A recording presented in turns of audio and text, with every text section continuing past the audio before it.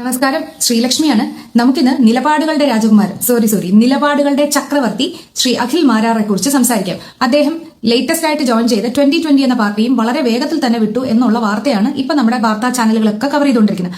അതിനകത്ത് അദ്ദേഹം കൊടുക്കുന്ന ബൈറ്റുകളിൽ ഈ 2020 എന്ന് പറഞ്ഞ പാർട്ടി സ്ഥാപകനായിട്ടുള്ള സാബു ജേക്കബിനും പാർട്ടിക്കുമെതിരെ ഒത്തിരി ആരോപണങ്ങളൊക്കെ ഉന്നയിക്കുന്നുണ്ട്. അതിൽ പ്രധാനപ്പെട്ട ആരോപണം എന്ന് പറയുന്നത് അദ്ദേഹത്തിന് അതിൽ നിന്ന് മോണിറ്ററി ബെനിഫിറ്റ് ഒന്നും ഉണ്ടായിട്ടില്ല, പൈസയൊന്നും കിട്ടിയിട്ടില്ല എന്നുള്ളതാണ്. അപ്പോൾ നമുക്ക് പൊതുജനത്തിന് മനസ്സിലായ ഒരു കാര്യം, ഈ 2020 പോലെയുള്ള അല്ലെങ്കിൽ ഇങ്ങനത്തെ രാഷ്ട്രീയ പാർട്ടികളുടെ എല്ലാം സ്ഥാനാർത്ഥിയായിട്ട് നിൽക്കുമ്പോൾ എന്തെങ്കിലുമൊക്കെ പൈസ കിട്ടുന്ന ഒരു ഏർപ്പാടുണ്ട് എന്ന് തന്നെയാണ്. അത് കിട്ടും എന്ന് അറിഞ്ഞുകൊണ്ടായിരിക്കണം ഈ അഖിൽ മാരാർ ഇതിലേക്ക് ചാടി പുറപ്പെട്ടത്. കാരണം യാതൊരു മോണിറ്ററി ബെനിഫിറ്റും ഇല്ലാത്ത ഒരു കാര്യത്തിലേക്ക് ചാടിത്തുള്ളി പോകുന്ന ആളല്ല ഈ അഖിൽ മാരാർ എന്നുള്ളത് അദ്ദേഹം തന്നെ അദ്ദേഹത്തിന്റെ ഇന്റർവ്യൂസിൽ പറഞ്ഞിട്ടുണ്ട്. ഒരിക്കൽ അദ്ദേഹം ഒരു ഇന്റർവ്യൂവിൽ പറഞ്ഞതാണ്, ഞാനൊരു സെലിബ്രിറ്റിയാണ്, എന്റെ ഉദ്ഘാടനങ്ങൾക്ക് 5 ലക്ഷം രൂപയോളം ഫീസ് ഉണ്ട്, അതല്ലാതെ ഞാൻ എന്തിനു പോയി ഉദ്ഘാടനം ചെയ്യണം, ഞാനൊരു സെലിബ്രിറ്റിയാണ് എന്ന് പറഞ്ഞുകൊണ്ട് പൈസ എണ്ണി വാങ്ങിക്കുന്ന ഒരാൾ തന്നെയാണ്. അദ്ദേഹത്തിന്റെ വാല്യൂ അദ്ദേഹത്തിന് തന്നെ മനസ്സിലാക്കാനും ആ പൈസ വാങ്ങിക്കാനുള്ള അർഹത യോഗ്യതയൊക്കെ അദ്ദേഹത്തിനുണ്ട്. എങ്ങനെയാണ് ആ യോഗ്യതയും അർഹതയും വന്നതെന്ന് വെച്ചാൽ, ബിഗ് ബോസിന്റെ ഒരു സീസണിൽ അദ്ദേഹം വിന്നർ ആയപ്പോൾ സ്വാഭാവികമായും അദ്ദേഹത്തിന് കിട്ടിയിട്ടുള്ള ചാൻസുകൾ മാത്രമാണ്. അല്ലാതെ ഒരു ഡയറക്ടർ എന്നുള്ള രീതിയിലോ ഒരു പൊളിറ്റീഷ്യൻ എന്നുള്ള രീതിയിലോ അതുമല്ലെങ്കിൽ ഒരു ആക്ടർ എന്നുള്ള രീതിയിലോ ഒരു ഡയറക്ടർ എന്നുള്ള രീതിയിലോ ഈവൻ ഒരു സോഷ്യൽ വർക്കർ എന്നുള്ള രീതിയിലോ പോലും അല്ല അദ്ദേഹത്തിന് ഇന്റർവ്യൂസ് കിട്ടിയിട്ടുള്ളത്. പക്ഷെ അദ്ദേഹം വിചാരിക്കുന്നത് അദ്ദേഹത്തിന്റെ ഉള്ളിലെ ഭയങ്കരമായ ഏതോ പ്രതിഭ കണ്ടിട്ടാണ്, അല്ലെങ്കിൽ അദ്ദേഹത്തിന്റെ ഏതോ ഒരു വലിയ മറ്റാർക്കും ഇല്ലാത്തൊരു കഴിവ് കണ്ടിട്ടാണ് ഈ പറഞ്ഞ ഉദ്ഘാടനങ്ങളൊക്കെ അദ്ദേഹത്തിന് കിട്ടിയതെന്നാണ്.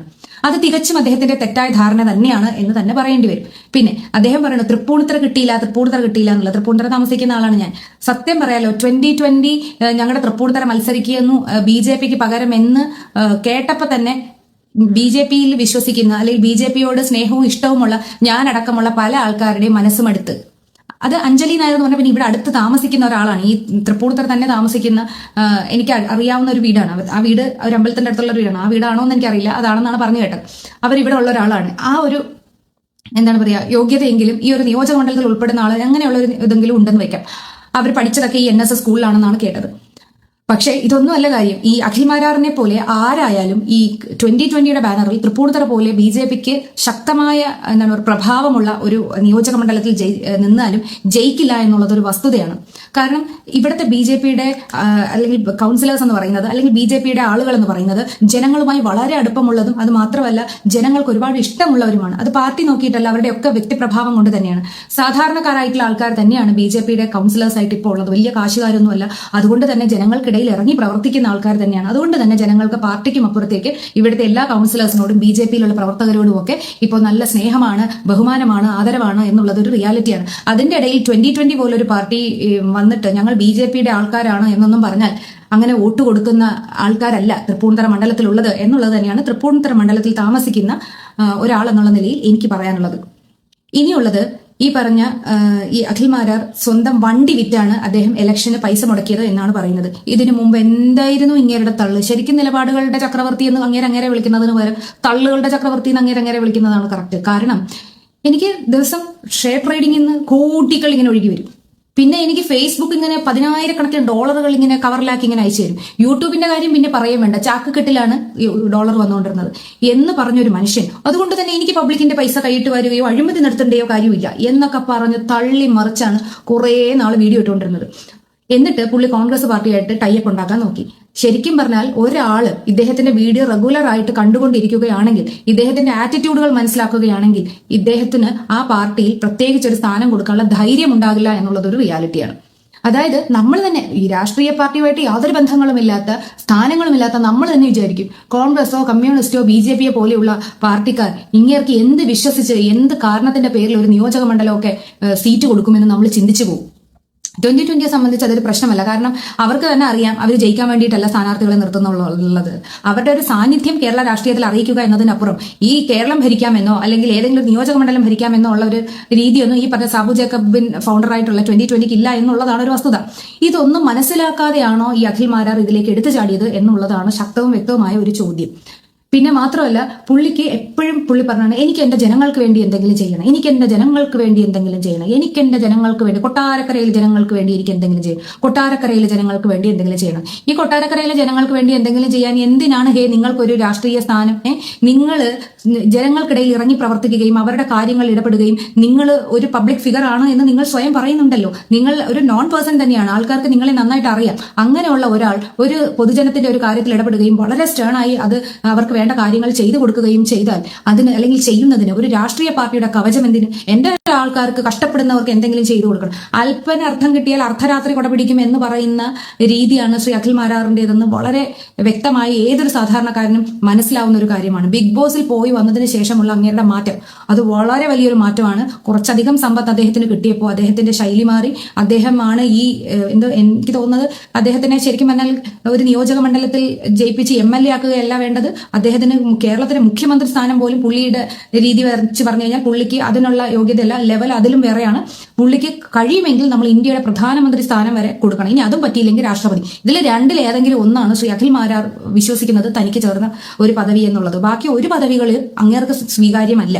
കാരണം അദ്ദേഹം മനസ്സുകൊണ്ട് അദ്ദേഹം അങ്ങനെയാണ് വിചാരിക്കുന്നത്. പിന്നെ അതേപോലെ തന്നെ അദ്ദേഹം ഇടക്കിടയ്ക്ക് പറയുന്നത് ഞാൻ നന്നായിട്ട് എഴുതും എന്നൊക്കെ. ശരിക്കും പറഞ്ഞാൽ ഈ നന്നായിട്ട് എഴുതും എന്ന് പറയുന്നത് തന്നെ ഇദ്ദേഹത്തിന്റെ അറിവില്ലായ്മയുടെ അല്ലെങ്കിൽ അദ്ദേഹത്തിന്റെ കഴിവ് എന്താണെന്ന് അദ്ദേഹത്തിന് തിരിച്ചറിയാൻ പോലും ഇല്ലാത്ത ഒരു പക്വത ഇല്ലാത്ത വർത്തമാനമാണ്. കാരണം ഒരു എഴുതാൻ കഴിവുള്ളയാൾ ഒരിക്കലും പറയില്ല എനിക്ക് നന്നായി എഴുതാൻ കഴിയുമെന്ന്. കാരണം നമ്മുടെ മുന്നിൽ നമ്മൾ എഴുതാൻ പോകുന്നത് എന്തോ അതിന്റെ മുന്നിൽ നമുക്ക് പുണ്യം നടന്നു പോയവരെ കുറിച്ച്, അവരുടെ കൃതികളെ കുറിച്ച്, അല്ലെങ്കിൽ ഇതിങ്ങനെയുള്ള ഒരുപാട് കാര്യങ്ങൾ വായിക്കുകയും പഠിക്കുകയും ഒക്കെ ചെയ്യുമ്പോൾ നമ്മളുടെ ഭാഷ അല്ലെങ്കിൽ നമ്മുടെ മറ്റു കാര്യങ്ങളൊക്കെ വളരെ കുറവാണ് എന്ന് തോന്നുന്നതാണ് യഥാർത്ഥ അറിവിന്റെ ഒരു ലക്ഷണം എന്ന് പറയുന്നത്. ഇത് എന്നെ കഴിഞ്ഞാൽ പ്രളയം എന്ന് വിശ്വസിച്ചിരിക്കുന്ന ശ്രീ അഖിൽ മാരാറോട് എന്ത് പറഞ്ഞിട്ട് എന്താണ് കാര്യം എന്നുള്ളതാണ്. ഇന്നിപ്പം ഷാജൻ സക്കറിയ സാറിന്റെ വീഡിയോയിൽ ഞാൻ കണ്ടതാണ്. ഷാജൻ സക്കറിയ സാർ പറയുന്നു അഖിൽ മാരാറിനെ ഈ 2020 വിട്ടതുകൊണ്ട് തന്നെ ഇദ്ദേഹത്തിന് ഈ BJPയുടെ വിരുദ്ധ ശക്തികൾ വന്ന് ഏറ്റെടുക്കുമെന്ന്. അത് തികച്ചും തെറ്റായ ധാരണയാണെന്നാണ് സാർ എനിക്ക് തോന്നുന്നത്. കാരണം അറിഞ്ഞുകൊണ്ട് റെയിൽപാളത്തിന് ആരും തലവെക്കാനുള്ള സാധ്യതയില്ല. കാരണം ഒരു രാഷ്ട്രീയ പാർട്ടിയിൽ നിന്ന് മത്സരിക്കുകയും ആ രാഷ്ട്രീയ പാർട്ടിയിൽ നിന്ന് ഇറങ്ങുമ്പോൾ മാന്യമായി ഇറങ്ങിപ്പോവുക എന്നുള്ളതിന് പകരം അവര് മത്സരിച്ചത് പോലും ഈ പറഞ്ഞ പണത്തിന് വേണ്ടിയാണെന്നും അല്ലെങ്കിൽ അവർക്ക് ഇത് രാഷ്ട്രീയമായിട്ട് യാതൊരു ബന്ധവും ഇല്ലെന്നും ഒക്കെ വിളിച്ചു പറഞ്ഞുകൊണ്ടിരിക്കുന്ന ഒരാളെ എന്തടിസ്ഥാനത്തിലാണ് ഒരു പാർട്ടി വിശ്വസിച്ച് അതിനകത്ത് കയറുന്നത്? എല്ലാ രാഷ്ട്രീയ പാർട്ടികളിലും എല്ലാ സ്ഥലത്തും ആഭ്യന്തര കാര്യങ്ങൾ എന്ന് പറയുന്ന ഒരു സംഗതി ഉണ്ടാവും. ആ ആഭ്യന്തര കാര്യങ്ങൾ വിളിച്ചു പറയുക എന്ന് പറയുന്നത് തന്നെ അല്പത്തരമാണ് എന്ന് മാത്രമേ പറയാനുള്ളൂ. പിന്നെ കൊട്ടാരക്കരയല്ല തൃപ്പൂണിത്തറ കിട്ടിയാലും അഖിൽ മാരാർക്ക് ഈ വോട്ടിന്റെ അപ്പുറത്തേക്കൊന്നും കിട്ടാനുള്ള ഒരു സാധ്യതയും ഇല്ല എന്നുള്ളത് ഒരു റിയാലിറ്റിയാണ്. കാരണം നമ്മൾ വന്ന വഴി മറക്കുന്ന ഒരാൾ അല്ലെങ്കിൽ നമ്മൾ ആരായിരുന്നു എന്ന് ചിന്തിക്കുന്ന ഒരാൾ ഏത് വലിയ പദവിയിൽ എത്തിയാലും അയാൾ ജനങ്ങൾക്കൊപ്പം നിൽക്കില്ല എന്നുള്ളത് ഒരു വസ്തുതയാണ്. അത് ജനങ്ങൾക്ക് കൃത്യമായി അറിയാവുന്ന കാര്യവുമാണ്. ഇപ്പൊ അദ്ദേഹം പുകഴ്ത്തിക്കൊണ്ടിരിക്കുന്ന പിണറായി സഖാവിനെയാണ്. ലക്ഷ്യം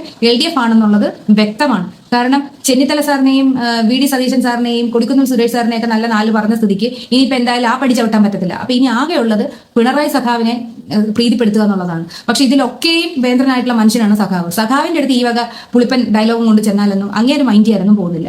എന്തായാലും എനിക്ക് പറയാനുള്ളത് ഈ അഖിൽ മാരാർ എന്ന് പറയുന്ന വ്യക്തി, സർ താങ്കൾ ഒരു പാർട്ടി ഉണ്ടാക്കി ആ പാർട്ടിയിൽ പ്രവർത്തിച്ച് കുറഞ്ഞ പക്ഷം നമ്മുടെ തമിഴ്നാട് മുഖ്യമന്ത്രിയെ പോലെ വിജയെ പോലെ ഒരു മുഖ്യമന്ത്രിയെങ്കിലും അങ്ങ് ആവണം. കാരണം അതിൽ കുറഞ്ഞ ഒരു പോസ്റ്റുകളും അങ്ങേക്ക് ചേരില്ല എന്ന് അങ്ങ് വിശ്വസിക്കുന്നിടത്തോളം കാലം ഇതാണ് ഏറ്റവും നല്ല വഴി. അതല്ലാതെ ഏതെങ്കിലും ഒരു രാഷ്ട്രീയ പാർട്ടിയുടെ കീഴിൽ നിന്നുകൊണ്ട് പ്രവർത്തിക്കാനോ അല്ലെങ്കിൽ ആ രാഷ്ട്രീയ പാർട്ടിയെ ഉയർത്തിക്കൊണ്ടുവരാനോ ഒന്നുമുള്ള ഒരു കാലിബർ ഒന്നും അങ്ങേക്കില്ല. കാരണം അങ്ങയുടെ വായിൽ നിന്ന് വരുന്ന ചില വാക്കുകളും ചില പ്രസ്താവനകളും ചില വിഭാഗങ്ങളെ വളരെ മോശമായി തന്നെ ബാധിക്കുന്ന ഒരു കാര്യമാണ്. അതായത് താങ്കൾ കുറച്ചു നാൾ മുന്നേ പറഞ്ഞ സ്ത്രീകൾ പ്രസവം കഴിഞ്ഞ് അരി ഇടിക്കാൻ പോകുന്ന അവസ്ഥ. ഇങ്ങനെയുള്ള വിടുവായത്തരം കൊണ്ട് അങ്ങേക്ക് ഏതെങ്കിലും ഒരു രാഷ്ട്രീയ പാർട്ടിയിൽ നിലവിൽ ശോഭിക്കാൻ സാധ്യമല്ല. താങ്കൾക്ക് ശോഭിക്കണം എന്നുണ്ടെങ്കിൽ താങ്കൾ തന്നെ ഒരു പാർട്ടി ഉണ്ടാക്കുന്നതായിരിക്കും ഏറ്റവും നല്ല വഴി.